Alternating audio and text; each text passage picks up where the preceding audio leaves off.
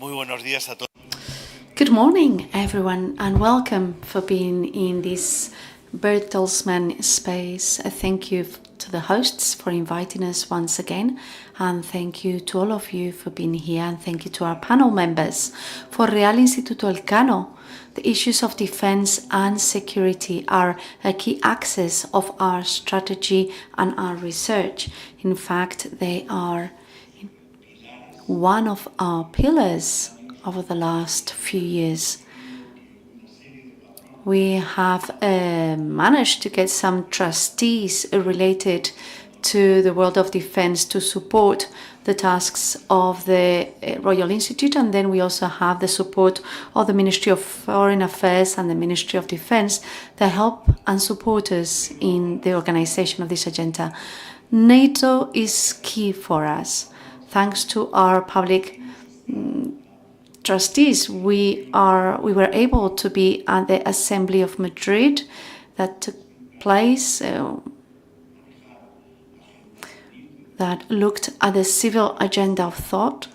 We have been present in the subsequent NATO assemblies, and we continue to talk about the deterrence capability, the security, defense of the European members and the members of the Alliance, and that continues to be a key topic for our Institute. So it is with great pleasure that I welcome all the panel members that will try to break down all the topics that were discussed and that were part of the discussions of the last few months. I would like to also thank the Secretary of State from the Ministry of Foreign Affairs, the European Union and Cooperation for being here. And I don't want to take any more time, and I welcome you so that the Secretary of State can open up this important discussion for Royal Institute of Elcano. Thank you very much.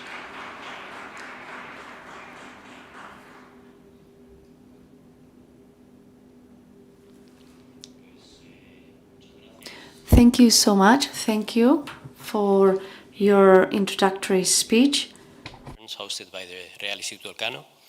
I would like to start by expressing our appreciation for the work of NATO's Public Diplomacy Division, whose role has been capital to build this session on the strengthening of NATO. So today's discussion, as we can see, is preventing war, defending more, the strengthening of NATO. There are few topics I think are more timely at a time when the international situation is more unpredictable than ever, and when alliances are therefore more important than ever. I would say that the distinctive trait of recent years is the increase in the number and intensity of conflicts around the world, and these conflicts range from the all-out Russian aggression against Ukraine, also non-state actors, but non-state actors that are achieving near-state capabilities, oftentimes thanks to external support, and also our old enemy terrorism. And I want to stress that the epicenter of world terrorism is now a short flight from Madrid in the Sahel region, where 50% of victims of terrorism occur in 2024.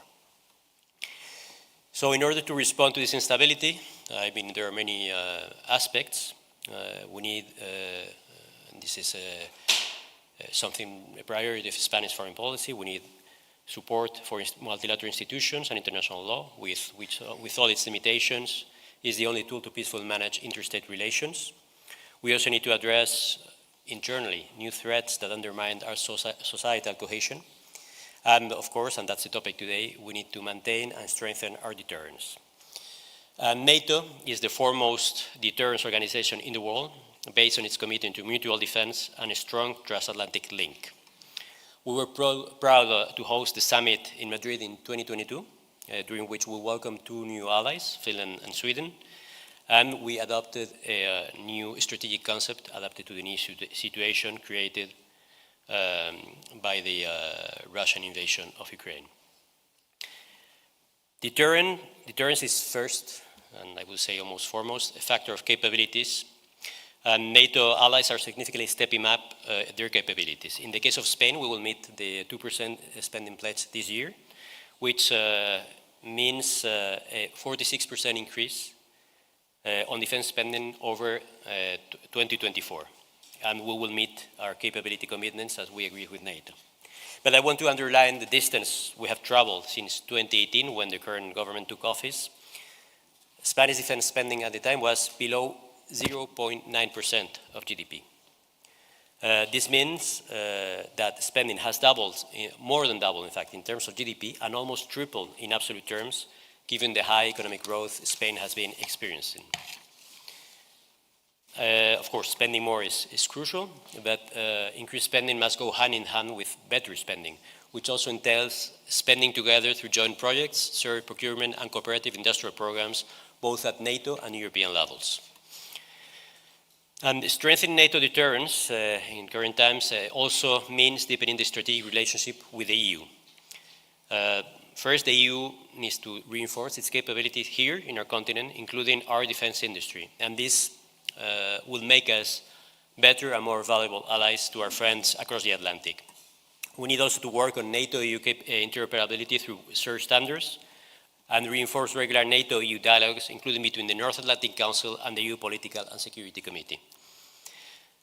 Concerning specifically Spain, the government will continue to support the national and European defense industry in order to increase its competitiveness, overcome its fragmentation, and will continue to provide support to our companies in order to increase their participation in European projects and on international tenders.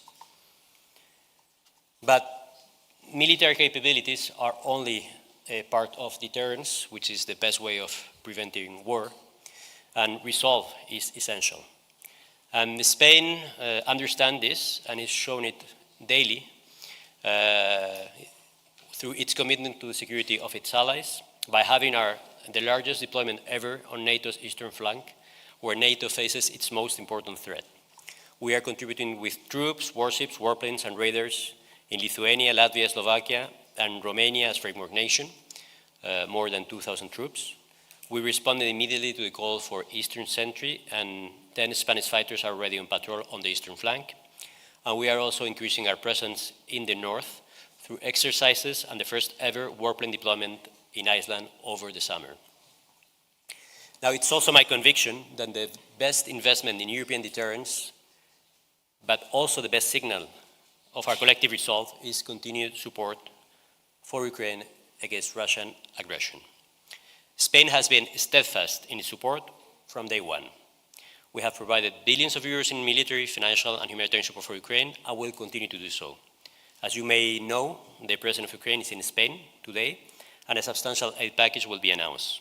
We are also contributing for the last 3.5 years to more than 10% of the European Union military and financial aid through the EU budget. And we favor all, and I underline all, efforts to step up support at the European level.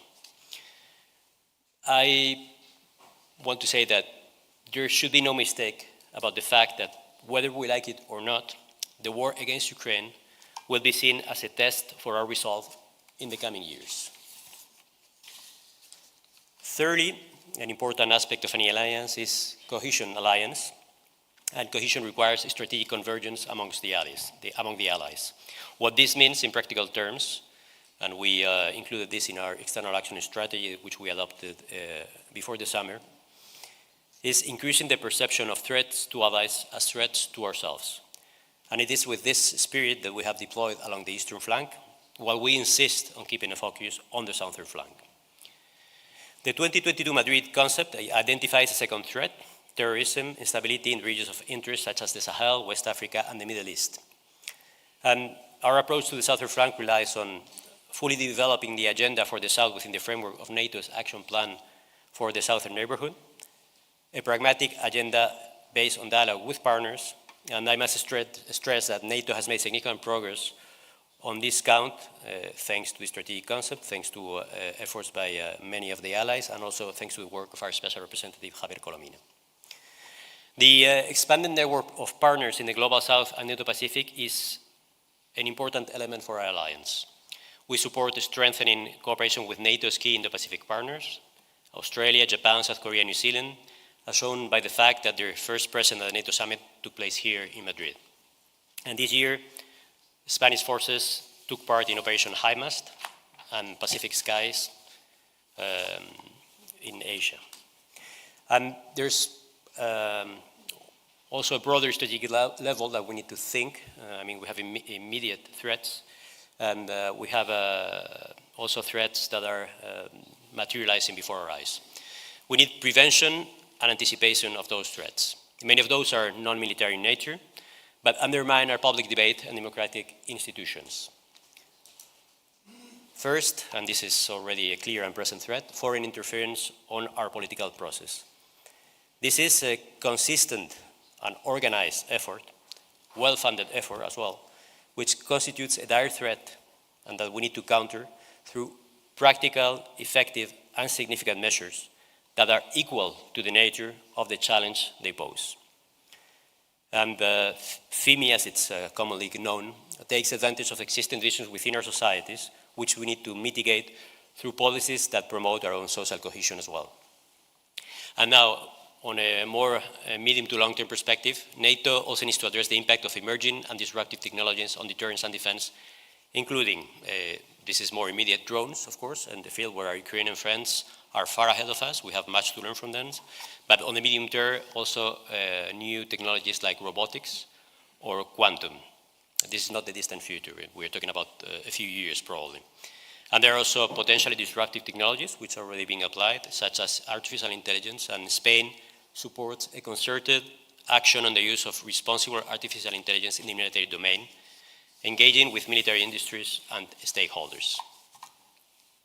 In face of these hybrid threats, NATO certainly needs to defend more, but surely with better coordination among allies and within our own countries. This means a whole-of-government approach that integrates military, intelligence, cybersecurity, diplomacy, and law enforcement. More and better training, for instance, the European Centers of Excellence, which are useful tools. Strategic communication, operations, and counter-propaganda, and cyber defense and the build-up of offensive capabilities. So this is a tall order, and I don't think we will solve all problems here on the debate today, but I'm sure this debate will contribute to advancing the debate. And to sum up, as we continue to advance from a rules-based world to one dominated by power dynamics, NATO's role remains crucial to guarantee allied security. In the coming years, Spain will remain a committed NATO ally and European partner. We will continue contributing to the security of our allies and promoting international stability through dialogue, multilateralism, and cooperation. So I wish you all a fruitful exchange of views on the strengthening of NATO and a productive time in Madrid. Thank you very much.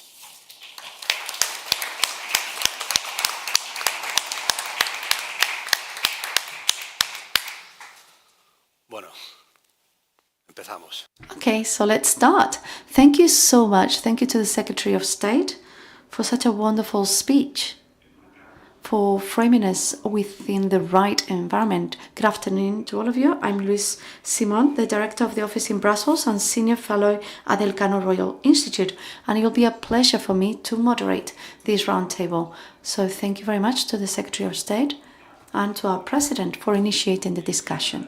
I'm going to now move to English, even though we have a panel member that will participate in Spanish, and I will ask him in Spanish. Good afternoon, Ana, Robert, Daniel, Carlos. So we're here to take stock of NATO's ongoing transformation process. And we had, I would say, a rather successful, relatively successful summit in The Hague. We were there back in June. As you know, following President Trump's arrival in power earlier this year, there was a lot of speculation about America's commitment, or rather lack thereof, not only to Ukraine, but also to NATO and European security more broadly.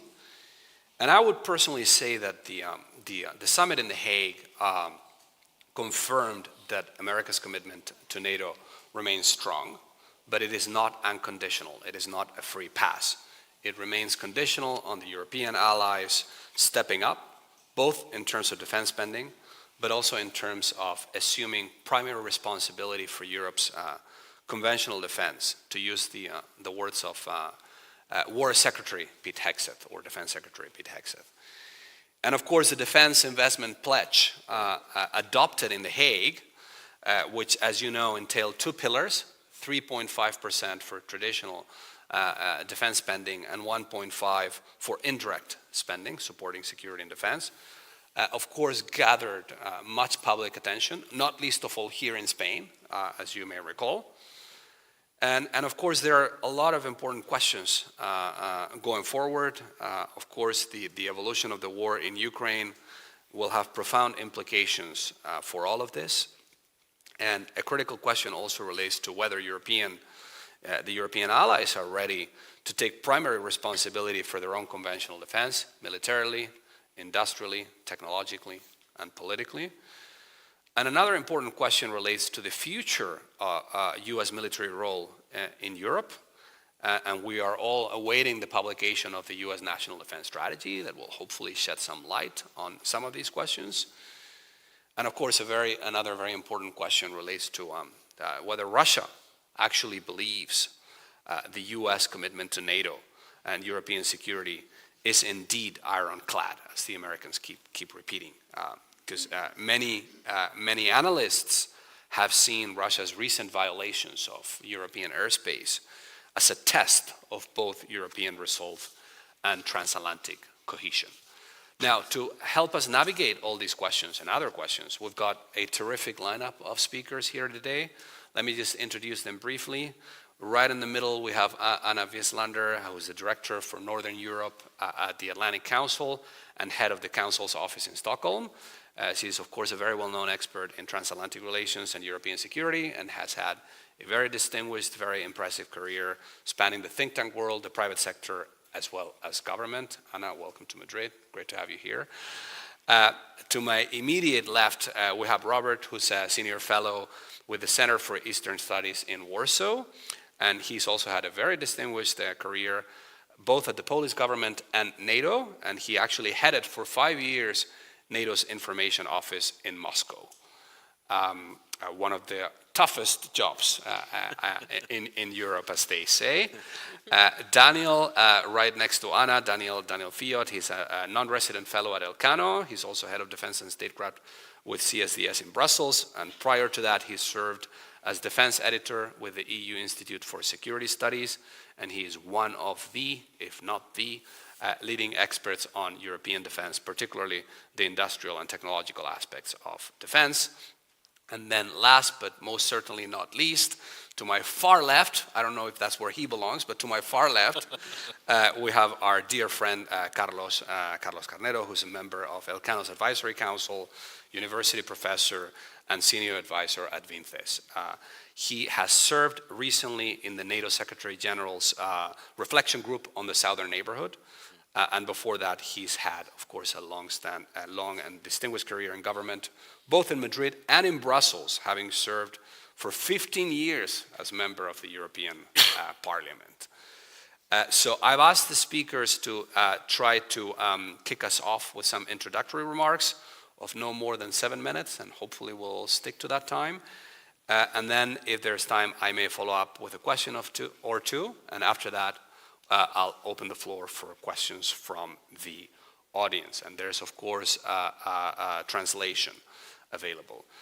Starting with Anna. Anna, it'd be great if you could give us a general assessment of where NATO stands a few months after The Hague, and especially in light of current debates on burden sharing and ongoing questions about America's engagement in Europe. So what's your assessment of the transatlantic relationship today and of the new spending pledges in light of the evolving security situation in Europe? Welcome to Madrid.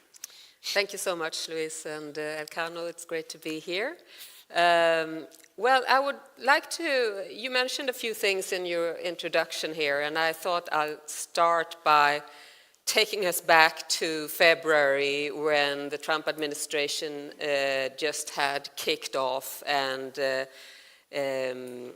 Vice President J.D. Vance and Secretary of War Pete Hegseth, they came to Europe and they had four quite brutal messages, or at least they were presented in brutal ways, but I still think those key messages are important for us to take in. So the first one was on Europe, And basically they said, you know, Europe, you're prosperous, you should be able to take care of your own security. It will not be a priority for the Trump administration. Secondly, on Russia, their assessment is that Russia is not a prime threat to the US. China is, and our own borders. That's where we will have our main focus, not on Russia. Thirdly, on Ukraine, Ukraine is not either primarily a US problem. It's something for Europe to take the long-term responsibility for. And fourth, NATO. So NATO, yes, US will keep its engagement for NATO. We are not leaving NATO. On the contrary, we want a more lethal NATO. That's a very important message because we remember the first Trump administration, there were threats that the US would leave NATO. But no, the US is in NATO, but the aim for NATO, for the US, is to basically provide what we call the nuclear umbrella, the nuclear deterrent, while Europe really should step up and take most of the conventional forces. And that's, of course, a huge challenge. But that is the direction from the US. Now, this was really a slap in the face, a shock to the Europeans. And you remember we had the EU Big Bang coming out in March as basically a reaction against the US, not against Russia, but against the US. But when it comes to NATO, I think it's important to see that now, after the Hague, as you said, the Hague was a successful summit. President Trump was happy and gave credit to European allies. Now we have a better tone among allies in NATO, but those four key messages on Europe, on Russia, on Ukraine, on NATO, they remain from the US side. Nothing has changed there. Those assessments are still there. So that's where we are now, half a year later. Now, we are waiting for more of a practical implementation from the US side. What does this mean for NATO? We haven't seen much. There were some troop reductions in Romania. On the rotational side, there is more to come. We have heard, I think, in the spring, if you talk to NATO officials, they were worried that the US will pull the rug. This will be another shock, you know. They will withdraw huge amounts of troops and kind of the only way to get Europe to react is to pull the rug and leave us like this. And now the sense is that perhaps it will not be that chaotic. There are hopes that this will be an orderly process. What the Americans, the Trump administration representatives have said repeatedly is that there will be consultations. We will try to make this a process where we do not have major security gaps, because that could invite Russia to take an opportunity on Europe. And they recognize that. However, they say, we will talk to you, but maybe you will not like what you hear. So we should be prepared, I believe, for more blunt discussions with the Americans. Now, my last point is that I think it's interesting to watch NATO. I go there frequently to NATO headquarters and have conversations, and you can see that NATO is already changing. I would argue NATO is already becoming more European. Two examples that are at least related to NATO is that now the UK and France are leading on preparing a coalition of the willing security guarantees for Ukraine. That's not an American-led process, which I think, you know, 1 or 2 years ago, that would definitely have been the Americans leading such an effort. Secondly, on the Ramstein format for military support to Ukraine, that was an American initiative led by the US until this spring when the UK and Germany took on responsibility for that process. So you already have two processes where the Europeans are assuming more responsibility. And I believe as we are developing, pouring more money into defense, developing capabilities, taking on more responsibility, the military capability will also spur a process where we have more political responsibility within NATO. So this is a process that has started. So I will just wrap up by saying I think this process has started. We will not see a coming back to where we were. We are moving into something new within NATO. And I think the Europeans are starting to recognize this in a bit more, less of a shocked way, more of a rational way. But I still think we need to be more forward-leaning in what kind of vision of European responsibility do European allies foresee that we take? Can we present something? Can we be more forward-leaning towards the Americans? Present more of initiatives on the table that they can react to? Or are we still, which I think we are in a bit, waiting for the Americans to lead in a more traditional way, which they probably will not? So I think that's one of the challenges that we are facing right now. And I'll stop there. Look forward to the conversation.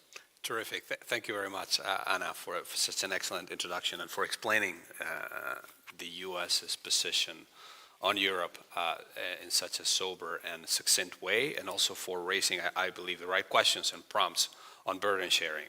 Let's now maybe turn over to Robert for maybe a general assessment of what is one of the key, if not the key challenge for NATO, which is the Russian threat in the eastern flank and the NATO-Russia relationship more broadly. As I said, Robert was in charge of the NATO Public Information Office in Moscow for 5 years, right before and during the annexation of Crimea. So he's got a unique perspective on the NATO-Russia relationship, and perhaps also, if you can, touch on the situation in Ukraine as you see it, and if there's time, maybe a little bit, given your Polish background, on the drone incursions as well. Over to you, Robert, and great to have you here. Thank you, Luis, and thank you for the invitation to Elcano and to you, and really needs to be advertised what a great flag bearer Luis is for Elcano in Brussels. It's great to be in Madrid. For me, Madrid has a particular important spot because, I was a Polish diplomat when we were lobbying to get into NATO, as to put it simply, and the invitation came, of course, in this city in 1997. So Summit 2022 is important, but for me, this was really the moment. And then I joined NATO myself. So trying to do my job as asked by Luis. So I guess one of the most existential questions which could be or is being posed in Europe these days is should we seriously contemplate the outbreak of an open military conflict between NATO and Russia? Some years ago, including at the time, and indeed I was in Moscow and the Russian kind of Anschluss of Crimea, the most people's answer was not really. I mean, no country apart from Al Qaeda, but that organization has ever thrown the gauntlet as openly attacked NATO. It's a fact, and there are good reasons for it because it knows, and that includes Russia, that it would not stand much chance of winning this. But of course, the odds started changing because of the policy of Russia, and I'm going to spend a few minutes talking about that. After all, since 2013, Russia has conducted a military invasion in Syria. It's, multiplied provocations involving military nature and continued militarization of its own society, And this is really important because we cannot look at the sort of Russia's intentions. We are looking at the intentions of the regime, which should not be equated with the interest of Russia as such. It's a captured state, if you like. And, Putin is not a suicide man. He's, if one watched his behavior during COVID, this is a man who deeply cares about his health, safety, and longevity, but he has developed what one might call a brinkmanship trait. As the unsuccessful invasion, full scale, of Ukraine in 2022 showed, his disassociation from reality means that he's reading his risk assessment is at fault. You know, he was badly advised by his trusted intelligence and security services, but this is actually a worrying sign, because even if he does not want to take undue risks, his assessment of those risks is wrong. And you know, he has essentially shown that he believes that, you know, the war at all costs that Russia is conducting is still strong, because he has formatted the whole state apparatus, the economy, and to a large extent the Russian society for that war.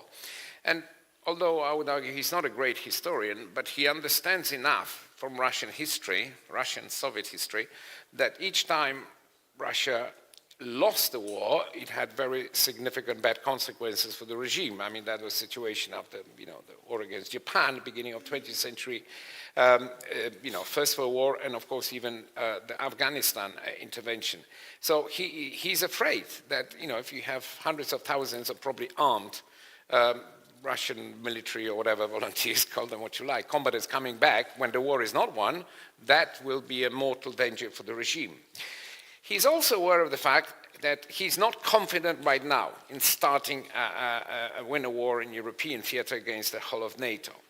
But one should not lose sight of the fact that although Ukraine right now, it's a kind of ideological objective, subjugation of Ukraine, this is just part of the design. And if anybody has doubts, rewind his story to 2021, when he felt bold enough to issue essentially ultimatum to European countries, demanding nothing less than just, you know, a restriction of sovereignty, you know, special rights, if you like, Russia. Those goals have not changed. So it's just a calculation that today he believes, and that's important, his perception is he can win the war. And if he wins the war, a lot of things would change. He would gain confidence, and others who support him, like China as well, but also he would gain full control over, you know, Ukrainian territory, Ukrainian industry, Ukrainian raw materials, and even potentially conscripts. You know, this is really important. So right now, he does not feel confident in opening this line of direct conflict, NATO, but he feels confident enough to conduct an extremely aggressive and growing more brazen each day almost, a hybrid. It's a hybrid aggression, hybrid war, if you like. I just flew in from Warsaw, where the biggest news is, of course, another case of sabotage. I mean, there was an attempt to blow up railway lines, which, surprise, surprise, lead towards the main hub, which supplies particularly military assistance to Ukraine. The investigation is going on, but, you know, it's most likely it's people that Russia hires, either sleepers or, you know, or even criminals. They could be any nationals. They could be Polish nationals, I don't know, Ukrainian or Russian. But this is the modus operandi, and this is extremely, if you combine this with the massive violations of, you know, airspace by drones that was mentioned, you know, cyber operations, you know, whole FIMI that Secretary of State mentioned. Somebody cuts those energy cables. These are not the Martians, you know. It's, for him, this is important instead, it's a win-win strategy. And one could even argue that he does not need a war in a classical sense to get his objectives implemented if he can do it via all these hybrid operations, which are extremely aggressive. One example of that is the use of the so-called shadow fleet, because it's a fleet which Russia controls through, you know, flags of convenience, which is used by Russia to break sanctions. But progressively, the same vessels are being used to conduct security provocations. That happened likely in Germany and also, generally speaking, in the Baltic area. I don't know how much time I have, 2 minutes? If I have 2 minutes, then I would like to, this is a pretty grim picture, but it is a real picture. You know, it's not because one wants to kind of frighten everybody, but one should not, try to make any kind of threat assessments on a basis of some sort of romantic vision. This is the reality. And unless he's stopped, unless there is a successful counter strategy, he will continue in this vein. So let me just mark at least 4 or 5 elements of this counter strategy. You know, first of all is the fact that, yes, NATO and its Article 5 remains by far the best guarantee. Certainly, that's how it seems from the vantage of the frontier states. If Article 5 remains credible, then those countries which are most threatened, but also the others, they will still feel secure. And that has implications. If you have to implement NATO's regional defense plans, well, then they have to be adopted. You have to, in particular, make sure that you are able to fill in the gaps which may come because the US may have to move resources to the Indo-Pacific, for example, or because it has a certain strategy towards Europe. And frankly speaking, NATO itself has been preparing for this situation because in the defense planning cycle, the bulk of the tasks associated with defending Europe, they fall on Europeans anyway, and they keep growing. But all this requires more timely efforts, and everybody's got the job to do, including the eastern flank countries. They have to invest more in, for example, military mobility. Some of the timelines should get shorter, like the German presence in Lithuania and so on. And we have to do something what Danes call the Kampfkraft, the combat power. So otherwise there has to be a relationship between all the investments and defense spending and the actual capabilities. So we should not be spending money on the things which may be useful, but And then, of course, Ukraine, speaking of President Zelensky's visit here, also has a job to do. They have to tackle corruption because otherwise they will lose, frankly speaking, the support of many countries. They have to do something about the availability of manpower. They have not done it because of political constraints. And as I said, this issue of addressing the Russian drone and other form of hybrid, it's urgent, and it does not contradict all the other investments we should make. And last but not least, and I'll stop there, because as I said, I'm just flagging, Russia must feel much greater pain that its action brings. And one of the simplest, if you like, and surest ways is to restrict its ability to finance the war, which means the sanctions have to be not just continued, but they have to be stepped up, because also the Russian economy is in essentially a free-fall stage. High inflation, the budget, most of it, close to 50% is spent on the war, and there are growing problems, and we have to actually augment those problems, because if we don't do it, then we are actually allowing Russia to finance the conflict which it's conducting against Ukraine, but also against us. I could go on, but I'll stop there because I think it would be fascinating to have a proper debate, but that's basically how I see the most important issues related to the subject matter that Luis mentioned in whatever, 5, 6, 7 minutes ahead. Thank you.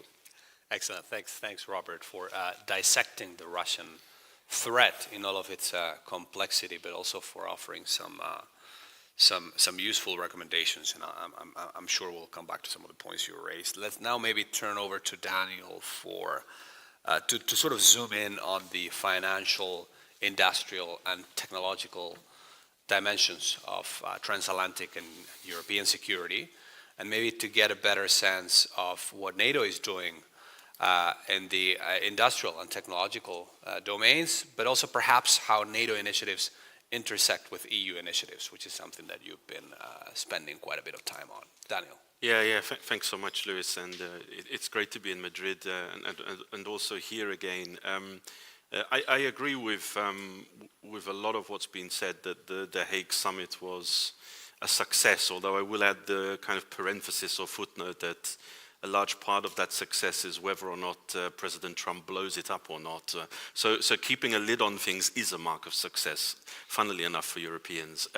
But apart from that, I think what the Hague Summit did was follow on from previous summits in really crystallizing the importance of defense investment and defense production, more importantly, within a NATO context. And as Robert and I were discussing before, he knows a lot more about it than I do, but this was a bit the kind of modus operandi of NATO during the Cold War. There was no question of the link between defense planning, deterrence, and defense production. In the post-Cold War period, we kind of lost that linkage because we, I think, turned our focus more to the high-tech domain. We also invested, I guess, in many countries in Europe in the so-called small is beautiful theory, which is you buy very expensive units, systems, but you buy fewer of them. So it's the kind of like Swiss Army knife theory of military capabilities. And now, since Russia's invasion of Ukraine, we've gone back again to this concept of integrating production, defense production and investment within the NATO, I would call it defense planning process a bit more generally. And if you look in a NATO context at the Defense Production Action Plan, the so-called DPAP, this is a political response to reintegrating the importance of defense production and also stockpiling of certain equipment, ammunition, supplies within the NATO defense planning process, so that when you conduct the NDPP, you're also making sure that the allies are not just focusing on the high-tech equipment and the capabilities which they obviously need, but they're also not neglecting the importance of strategic depth in the industrial domain, which I think very clearly comes out of The Hague, that defense production is also seen now as part of our defense and deterrence within the alliance. So I think politically that's an important thing to keep in mind. Also on the defense investment levels, it's no surprise to learn that if you look at least even over the last decade, we've doubled defense investment within Europe. Even before the Hague Defense Investment Pledge, allies have been moving already to increase their defense spending.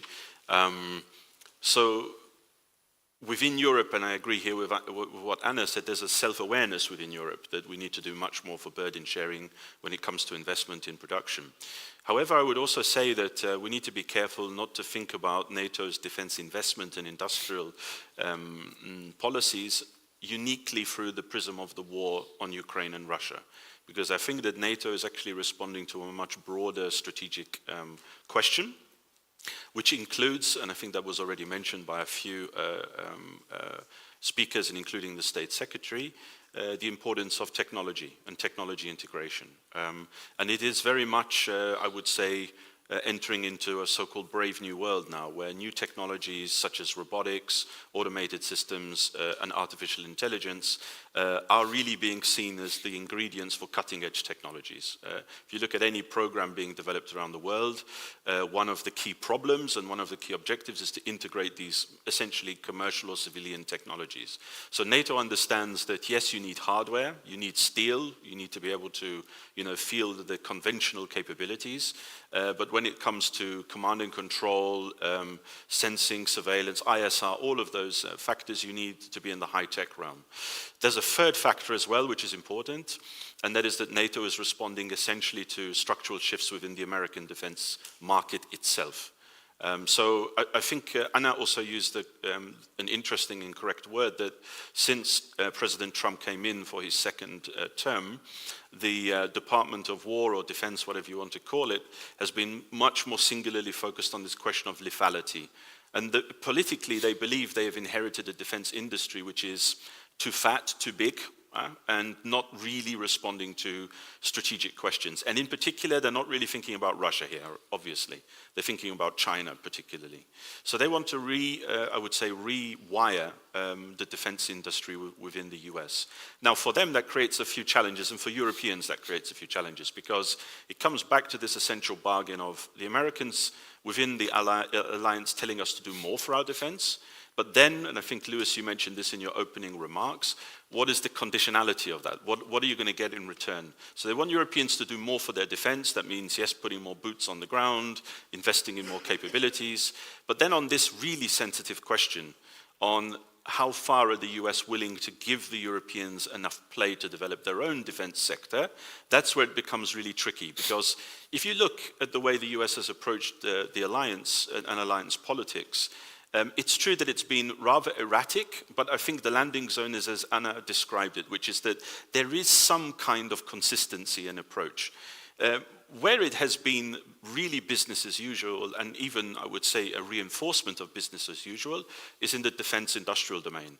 Europeans have become actually more dependent on the US since the war in Russia.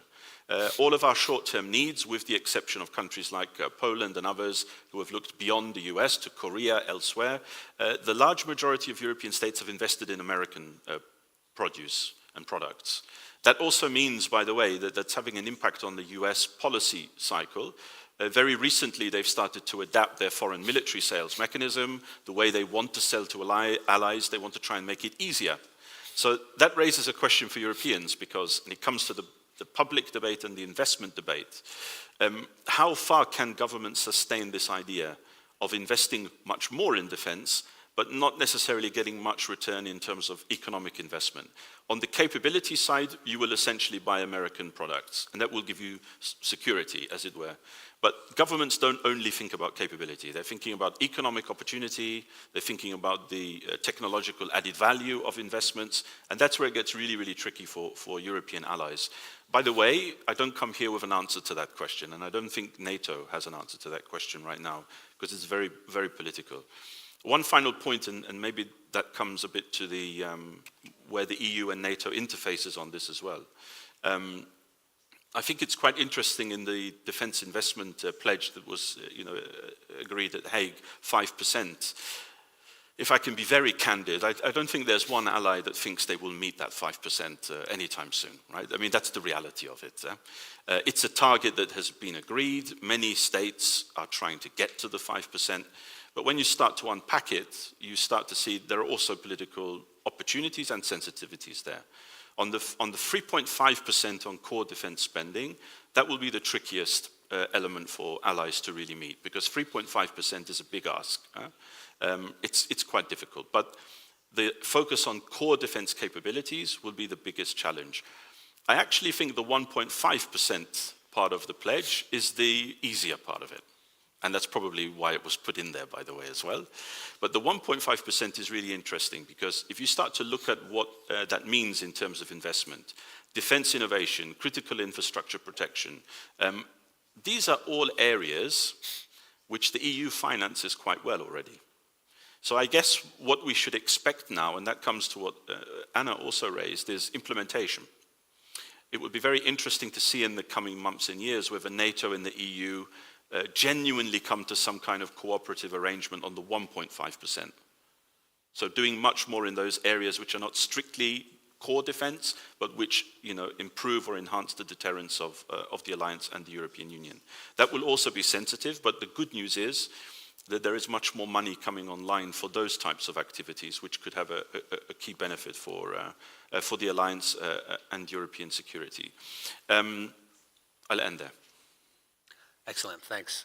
Thank you, Daniel. That was great. And also some very juicy statements on investment and percentages, which are, of course, very relevant in a Spanish context. So I'm sure we'll come back to some of the points that you've raised.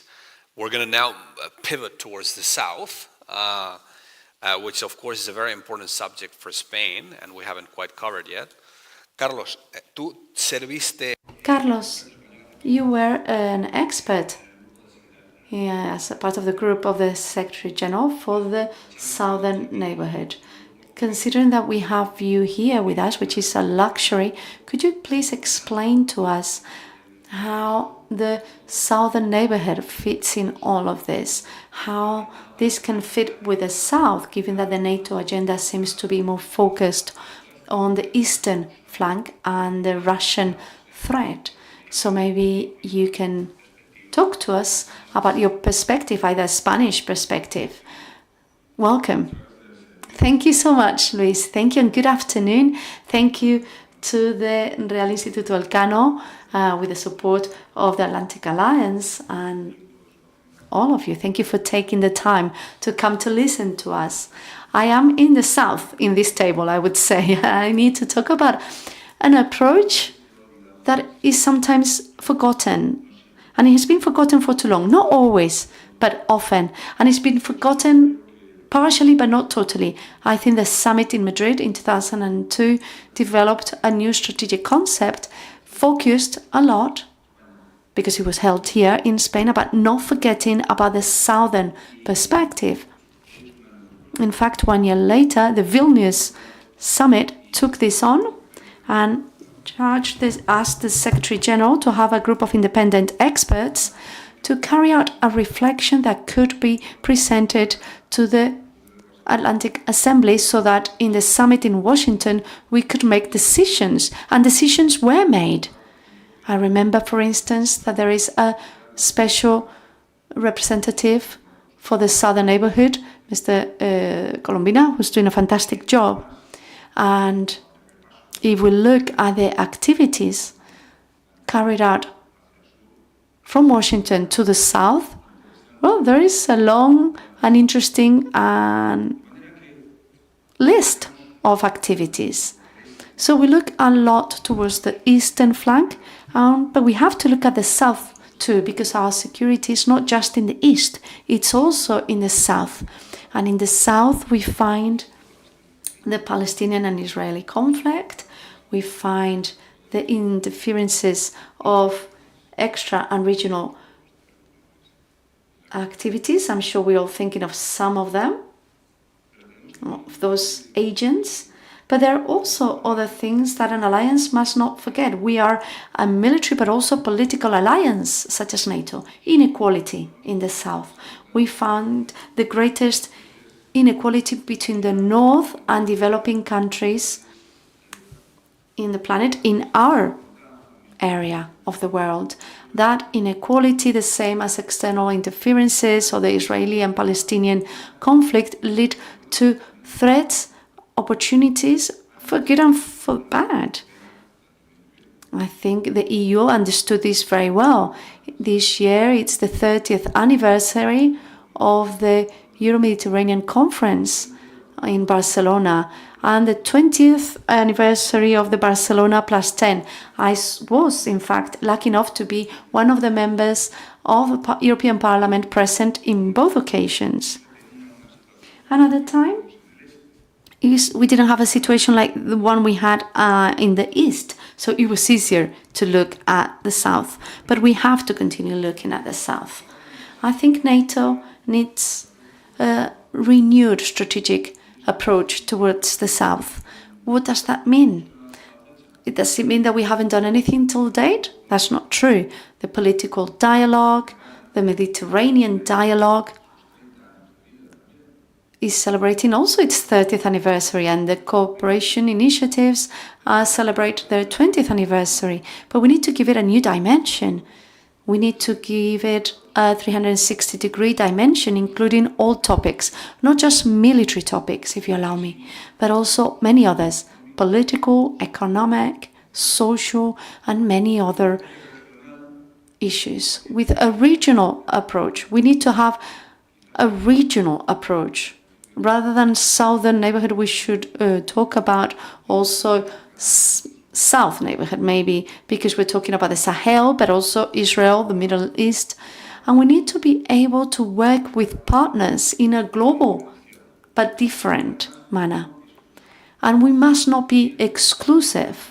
We need to understand that the countries from the southern neighborhood have their strategies, their priorities, their interests, and they don't all go through us, through NATO, through the EU. They also go through others. We have to be more appealing than others, faster than others, and more constructive than others if we don't want others to take our role, the role we want to have there.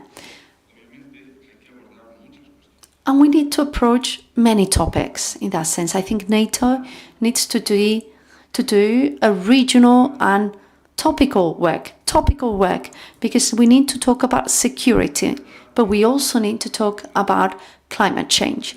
We need to talk about the role of women, about the problems presented in the South, such as demographic growth that some may say we wish we had that demographic growth here in Europe. Yes, but for them it's also not just an opportunity, but also a problem. And there are many other issues. And we need to have a regional approach because we need to strengthen, reactivate the Mediterranean dialogue, the initiative of Istanbul, but we also need to understand what each of the partners expects from us. Not all of them expect the same. Maybe Morocco expects one thing, Algeria something else. Maybe Israel expects something totally different, etc., etc. But they are all partners. And for that work, Luis, we need to be aware of something which I believe it's extremely important and that we don't have in Europe. In the South, they have a negative perception of NATO. Don't get scared. I'm not here to share fear. I'm not saying this. These are the surveys results. Surveys done by NATO, carried out by NATO. And there are many reasons. NATO is a North American instrument. Others say NATO is a domination instrument. Others say it's a hard military arm. Many people think that in the South, and we need to fight that. And the way to fight that is by underlining that NATO, towards the South, must work on the basis of its second and third key tasks: crisis prevention and the creation of cooperation security, using mechanisms that maybe in Europe are not a necessity, but maybe in the southern neighborhood are. For instance, political dialogue, public diplomacy and communication. If you do not explain yourself, if you don't explain what you do, others will take on that role and they will not describe us nicely, obviously, because they are not friends of NATO. And I think that in that direction, many things may be set up, without a doubt, many things may be deepened, and some of them are being done. For instance, there have been meetings of the European dialogue with the Secretary General and the Vice Secretary General of the initiative, also with the Istanbul Cooperation Initiative. There have been meetings of the partners with the Atlantic Council. Even offices, liaison offices have been open, like in Jordan. And I would like to talk about that, because that is something that I thought was very interesting when we talked about the work of the independent think tank. Despite what was happening in Gaza, and we all know about it, and we may define as we see it best, I have my definition very clearly in my mind. The dialogue, the Mediterranean dialogue, hasn't been broken, despite the fact that in that Mediterranean dialogue, not everyone agrees with everything that's been said. So I think that's a great NATO achievement to open that office. I think it's also another achievement. I think this is an achievement that needs to be done in coordination with the EU. Luis said that for 15 years I worked as a member of the European Parliament. I have to say the first time, and I confess this, the first time I went into the NATO headquarters was at the end of October 2023 as a member of the independent think tank group or expert group. I didn't work on agriculture. I worked on foreign affairs and European policy for 12.5 years. Can someone explain to me how come I didn't go to the NATO office, to the NATO headquarters for 12.5 years? Well, it's because sometimes people look at each other with reluctancy. You were doing your things and you didn't want others to be involved in your work. Maybe the others were we thought that the other was a bit naive and that we had to focus on harder skills. Anyway, the role of NATO and the EU is a necessity. Also, most of the members of the European Union are members of NATO, not all of them. And it is clear that this coordination role with the EU should also go to other institutions. I'm thinking the European for the Mediterranean, I'm thinking of the Gulf Council, the Arab League, the African Union, the OECD, and I'm sure you're thinking of others. Do we have the capability to do this? Well, in the group of independent experts, we were appointed in October 2023. The 7th of October, we had Hamas terrorist attacks. Maybe that reflection should have taken place earlier, but at least it was done on time. For instance, we have a special representative of the Secretary General. We also have a hub in Naples for the South that needs to be redefined. We need to be able to give more resources to the NATO infrastructures. We need to be more present in the countries. We must be just come and go. We cannot be like swallows that come and go depending on our fancies. But I think there are many things. Talking about Ukraine, talking about the eastern flank. I don't like the word flank. I find it too hard. I prefer saying the eastern side. And not forgetting the south is important. Otherwise, we will be wrong. And I think NATO is trying not to make mistakes. Also with the help of Spain. I'm not going to go into what the government of Spain has said and continues to say. And I agree with that famous 5%. But in the EU, I think that there's a clear idea that if everything is done in a comprehensive, well-planned and strategically guided manner, we don't need to spend more. We in fact can spend less but better. But anyway, that is my personal opinion.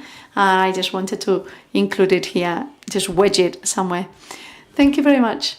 You're right to say that.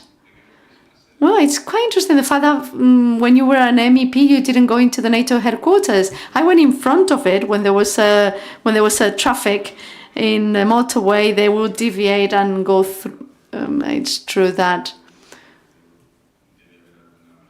improvements must have been made. I'm sure there are. Anyway, thank you so much. Thank you, Carlos, for opening up the conversation, not just geographically, but also in terms of topics. And thank you for doing it in such a clear and persuasive manner. We now have 25 minutes left, so we're going to open up the debate. We are going to collect questions, comments from the audience. We'll group them up, those questions. I think I can see you all. Do not all start at once. Let's open up the Q&A. I think there are microphones and questions can be asked and answered in English and Spanish. We have a question here on the second row and another one here on the third row. Please identify yourself. Say your name. Horoscope. What are you members of? Shall I start? Yes, you can start. Well, good morning. My name is Mazali Aguilar, former MP of the European Parliament.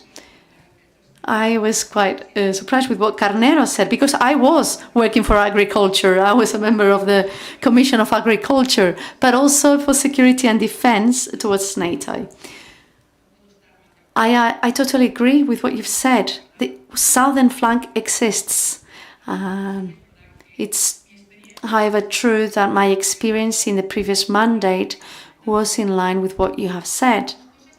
There are two things that I would like to say. It's a pity that the representative of the Spanish government couldn't stay, because the question I would ask would be, given the low percentage that the Spanish government devotes to defense of its GDP, I was looking at the NATO information of 2024, it wasn't even 2%. I had the honor and privilege of representing the European Parliament in the year 2022 in October in a NATO session, and the Minister of Defense said that we are ready to reach 2.5 by the year 2029. That was the year 2022. So I have two key questions. What happens if Spain doesn't get to the percentage mentioned by Mr. Carnero, that 5%? Bearing in mind that we are at the bottom of the list of the countries that are members of the NATO. Are we going to be thrown out or not? Are we going to be the last in the ranking? And Mr. Carnero also spoke about the southern flank. I don't know if everyone else here is worried, but I'm extremely worried about the southern flank. I'm worried about what's going to happen with those special neighbors we have. and this position Spain will have towards the USA, which is not the most amicable at the moment.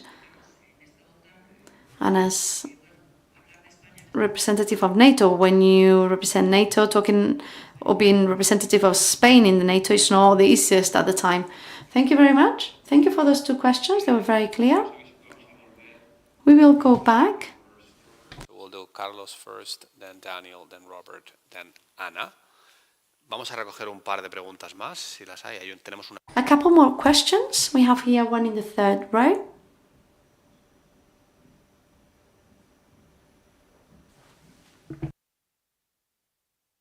Hola, buenos días. ¿Se me oye?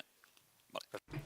Good morning. Can you hear me? Perfect. First of all, thank you very much for this roundtable. It's been extremely interesting. My name is Borja Alvarez. I studied a master's in international relations at the University CEU São Paulo in Madrid, and now I'm studying to participate or to start working at the EU in its open competitions. I would like to know, to what extent does the NATO believe that in the midterm Russia will attack any other country, such as NATO country, not just drones or invasions of the airspace, but you believe any other NATO country will be attacked? Percentages. Okay, I want an exact number.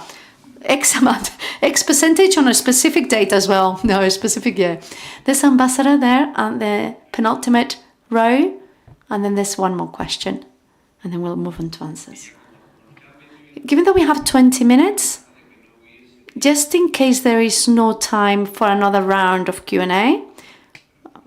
We have more. Perfect. Ambassador, I'm Manuel Lazarete, diplomat. I have two questions. One regarding the willingness to fight, because it's something needed for defense and for deterrence. We need capabilities, and for capabilities we need to spend money. A percentage has been said, but there must also be the willingness to fight. And I think that is the greatest advantage of Russia and Ukraine, which is armies that are demonstrating, for good or bad in the case of Russia, the willingness to fight at great costs. Maybe in the old continent we don't have that. We need a culture of defense in that sense. But going beyond that, I think we would also need to go into what Anna was saying at the beginning, to talk about the link with the US. For Putin, well, he has Stalin's example that went from near total defeat in the Second World War to an overwhelming victory in his own way.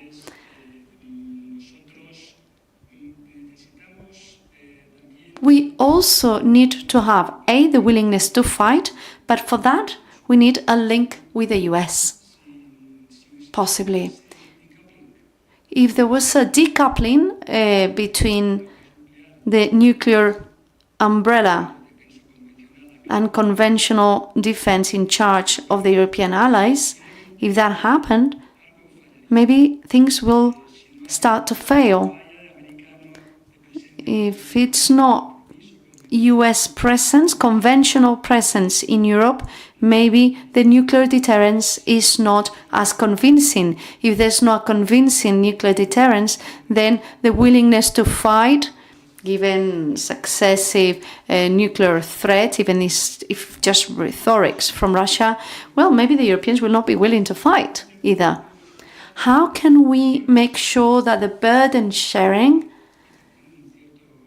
happens, but also a leadership sharing? How can we make sure that that doesn't lead to a decoupling in that between the US and Europe, where maybe the Europeans will not have the morale to fight in a real conflict? That is the question, one question. And the other question has to do with the southern flank or the southern dimension. Thank you very much for Carlos's explanations. I think clearly it's very important that NATO contributes to that. But the issue is, what is the added value? Because we cannot all do everything. NATO, the EU, or the fora.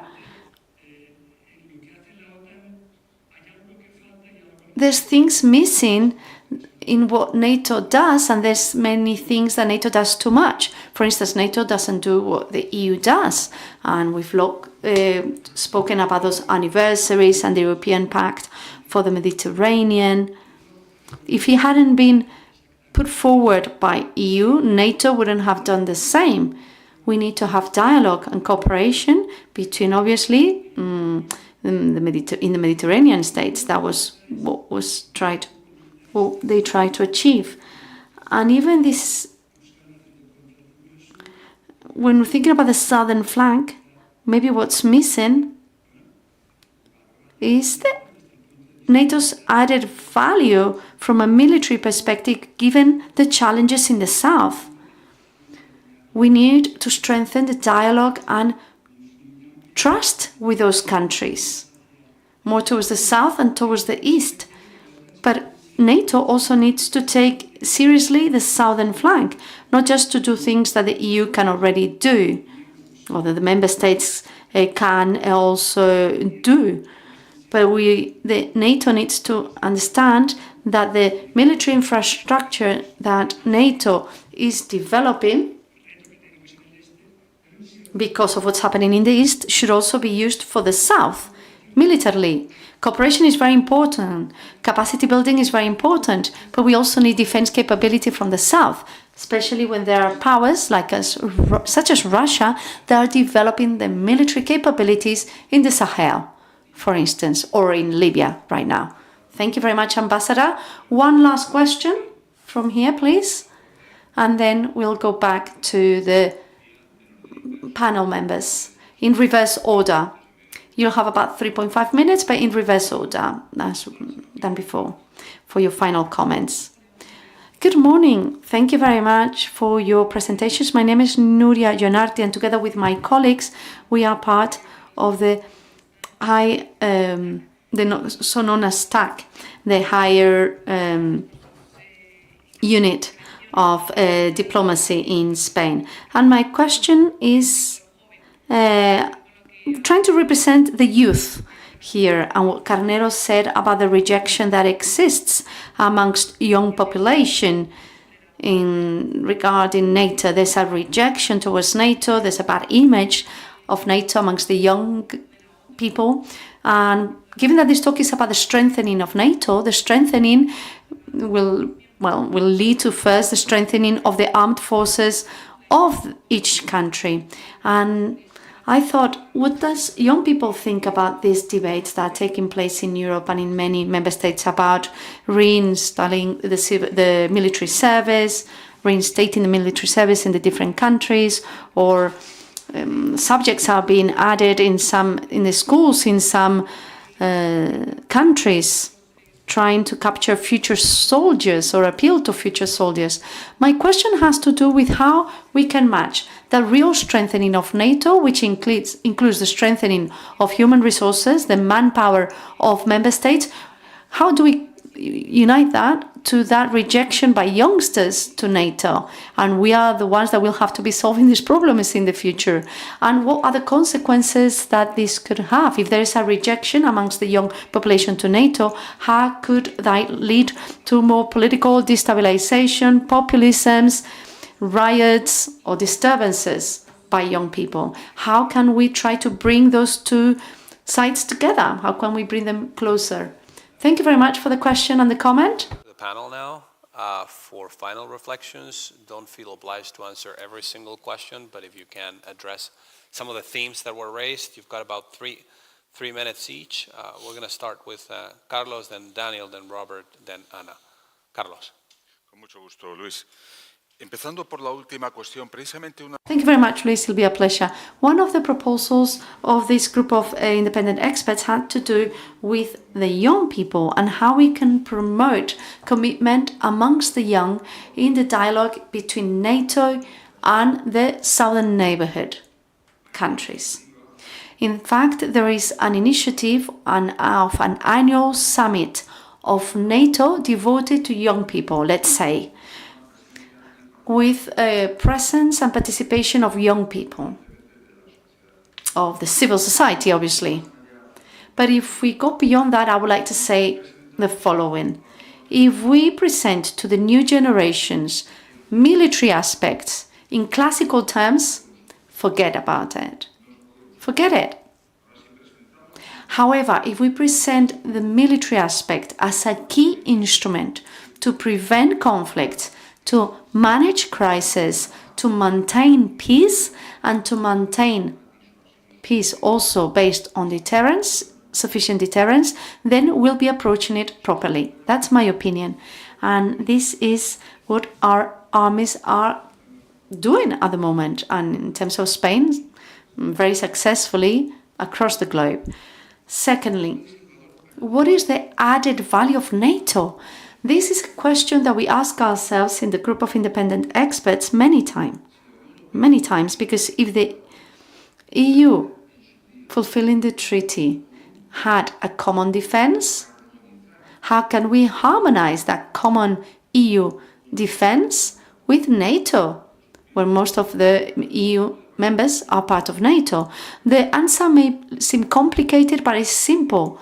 NATO is a framework where Europeans collaborate with other countries, the most powerful one being the United States, but others such as Canada or Turkey. If Turkey is never a member of NATO, not fulfilling our commitments, and that will be a problem. And I think that framework is an added value. And when in crisis prevention and crisis management and the creation of operational security, it is there where NATO, because of its knowledge, information, organization, and capability to be present across the globe, gives us another added value. I may think about things that maybe would never be public, obviously, but things that are necessary for many southern governments on one side of the Mediterranean or the other, in Sahel or in the Middle East. That is the added value, but it cannot just be added value in military terms. I go back to what I said before. NATO cannot introduce itself as the conventional NATO. I don't want you to change the name, I don't want you to change the logo, but NATO now is trying to do many more things than what were imposed as priorities during the Cold War. And that includes the southern neighborhood, NATO and Spain. Well, I'm not going to explain here the government's position on NATO because I don't represent the government here. The Secretary of State spoke before me. But I go back to what I said before. We are destined to integrate our capabilities, to plan our capabilities jointly. If we do that within the EU, if we do that in the EU, we will multiply our efficacy and we will have the expenditure needed for those effects. If we didn't speak about a percentage, maybe we would avoid problems of mythical figures, totems, but that maybe do not really have to do with reality. Remember that the US do not spend 5% of GDP in defense. They don't. And in a country such as ours, dear former MEP, it was such a pleasure to work with you. I have to say that it's great to see you again. And a country such as us is very important because of many things, because of our military force, well, partly so, but also because of our geopolitical location, because of our understanding of the southern reality, and because of the military bases that the US has in our country. Because if we monetize them, they would cost a lot of money. They would be really valuable. And something we don't do. We don't monetize anything that is part of an alliance that is indestructible and that we cannot break away from, regardless of where we are. Thank you so much. Brilliant and brief. Brief because if you're not, Daniel will miss his plane back to Brussels. So will you. And he'll have someone to blame. So will I, yes. We will Daniel, both then Robert, then Anna. Yeah, thanks. Let's be brief. I'll take 2 points. I think the first point is on the 2% and the consequences of not spending 2%. I mean, Spain and any ally cannot be kicked out of the alliance for not meeting a spending requirement. It's not a legal category per se, but there are repercussions for not doing it, right? And I guess in the current political climate, the major risk is that you will be victimized by the guy in administration in the White House, and maybe in a more serious way, which is not just to focus on Spain, but to use, as they see it, those that are falling behind as an excuse to move the alliance and Europe more generally. So to use them as a bargaining chip with the rest. And that is particularly important with the US government in terms of the relationship between trade, economic and technology policy and defense. So as thinking strategically, we cannot compartmentalize every policy area. For them, it's connected for America. I would say, however, that the discussion probably in Spain needs to not be focused so much on what the outside world, as important as it is, would do. Some of our discussions today already have been focusing maybe on having a much more coherent national strategy on defense, where you bring together what you want to do strategically with investment levels, investment plans over the long period of time. And it connects actually with the question about young people in the sector, and the point that was raised by the ambassador about will to fight. It's really interesting when you look at public opinion polls, when the question is asked, do you want more European defense, more responsibility for European defense? Talking of percentages, it's always 89, 90, 95%. Everyone wants more defense. If you ask the follow-on question, are you willing to fight for that defense? The percentage immediately drops to 30. Now, where we have to be really careful is in which countries we're talking about. Because actually, if you look at a lot of European countries, it's changed completely, this mentality. In Belgium, where we're also based, incredibly, a lot more young people are going straight from university into the military. And because the government have asked them, and also because they feel more of a patriotic duty of going into the military. I don't need to talk about Anna's experiences in the Baltics and the Nordic states. It's the same thing. Conscription is being brought in, and people do want to go into the military. I think also another important point which we should not forget is that contribution to defense is not just about wearing military uniforms. The big problem we have today is we do not have skilled people in science, tech, mathematics, all of these subjects, going into technology and defense industry. It's simply not happening. So when you think of a career or a potential career in this domain, it's not just about fighting on the front lines. It's a much bigger contribution. And I think, and that's the final point, our governments and politicians can do a much better job at communicating this fact to society. Excellent. Thanks, Daniel. Robert? Okay, war. I try to not frighten you, but tell you how things, I believe, are. So let me address it directly. If you look at statements, I mean, from the Secretary General, lots of German journals that they, you know, whatever, and other, of course, military heads and so on. Well, 2028, 2029, by 2030, there's a risk. Personally, I mean, this may be true, but as I try to explain, you know, there's nothing inevitable about this because Russia may get its objectives met in other ways. But the key thing is you have to prepare. And to link this to the young people are the same everywhere. In Poland, where theoretically, well, not theoretically, the threat perception is much, much, much higher. But if you ask, for instance, about reinstating conscription, there is a majority support, but not within the categories of the young people who would have to be conscripted. But, you know, 1937, there was an Oxford Debating Society debate. Would you fight for king and country? And the people said we would. They lost. So what? 1939, the same people went and fought in the war. So there has to be a reality check. You know, young people, like older people like me, they have to think for themselves. And if something is not done in terms of explaining the current threats, then there is a problem with the information policy, to be very honest. And that's usually the responsibility of the governments. You can't blame NATO anymore because no government, unfortunately, I see some familiar faces from I spent in NATO, has protested about actually disbanding the public diplomacy division, which was praised earlier. Now that you need it most. They were Spain. Of course, as Daniel said, you know, no country has ever been kicked out of NATO and so on, and it should not be because the rules are a bit, you know, I think the other candidates, let me be blunt, frankly, Spain. But, you know, there are consequences. There is a reason why there is a E5 meetings, which do not include Spain. It should include Spain, but it doesn't, and there is a reason. Because Spain, right now, still has a reputation of not spending enough on defense. And words have a meaning. Whether you go to EU on the NATO communiques, there is, countries formally agree, even Hungary. So if they're spending also 5%, well, by hook or crook, they have to be somehow met. And this is a serious issue. You can't get around this. So, well, it's not for me to, offer recommendations. In terms of fighting, the last point. In terms of the bulk of the land forces, let's be honest.